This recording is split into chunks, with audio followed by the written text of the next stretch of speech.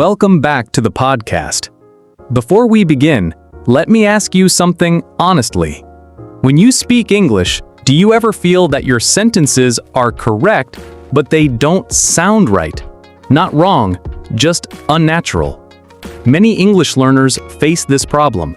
They study grammar, they learn vocabulary, and yet when they speak, something feels off. That something is what we're talking about today. Sounding bookish instead of natural. To help us break this down in a simple and practical way, I'm joined by Mia. Mia works closely with English learners and understands this problem deeply. Mia, welcome. Thank you, Alex. This topic is very close to my heart because I see this problem every single day.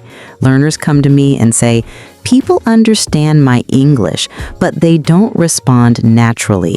And that usually means the English sounds like a textbook, not a conversation. That's such an important observation. Let's start from the basics. What does it really mean when we say someone sounds bookish?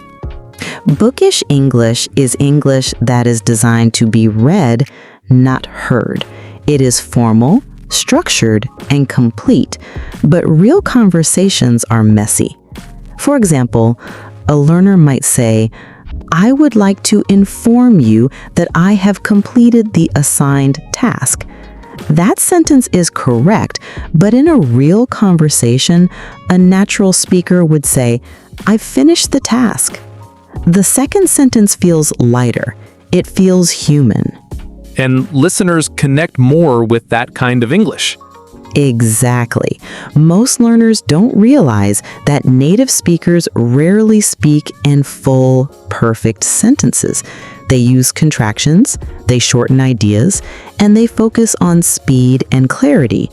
Learners, on the other hand, focus on correctness, and that creates distance. Why do you think learners develop this habit? Because of how English is taught.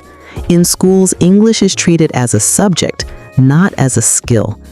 Students are rewarded for correct answers, not for clear communication. So learners grow up believing that long and formal sentences are better. Another reason is fear. Learners are afraid of sounding simple, so they try to sound smart. That fear changes everything. It does. But the truth is, simple English is powerful English. For example, instead of saying, I am not in agreement with this proposal, a natural speaker would say, I don't agree with this. The meaning is the same, but the second sentence is faster and clearer. And confidence comes from clarity. Yes. Learners often believe fluency means using advanced vocabulary, but fluency actually means speaking without pressure. When you use big words, your brain works harder and your speech slows down. That's a great point. Let me give another example. A learner might say, I am experiencing difficulty in comprehending what you are saying.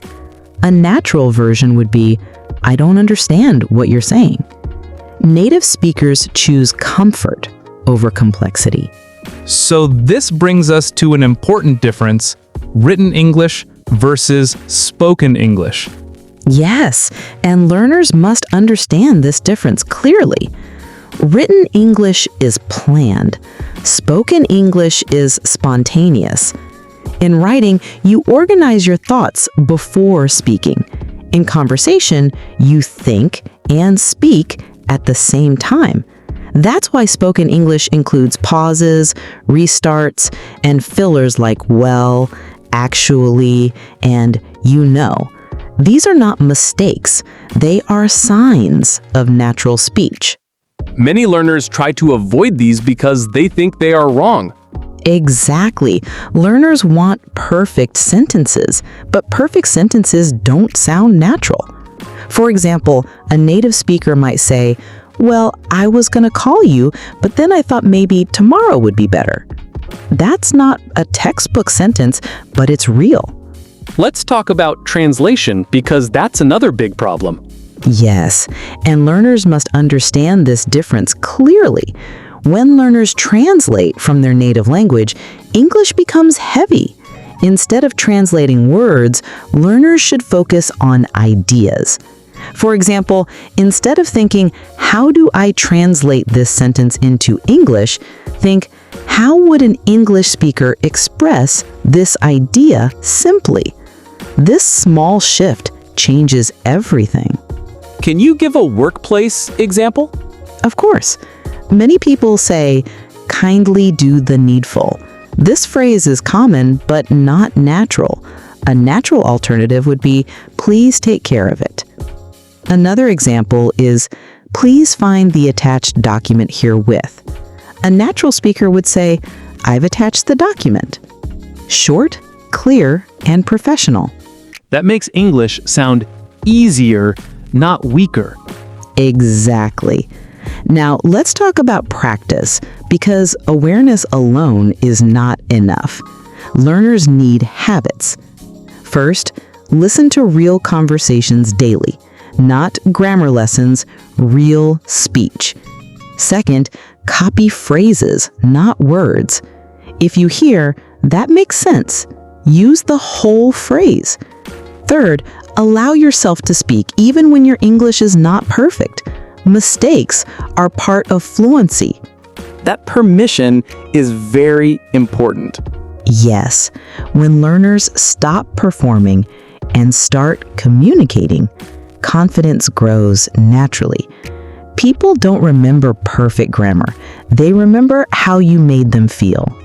Before we close, what is one mindset change every English learner needs? Stop asking, is this sentence correct? Start asking, would a real person say this? English is not about sounding educated. It's about being understood.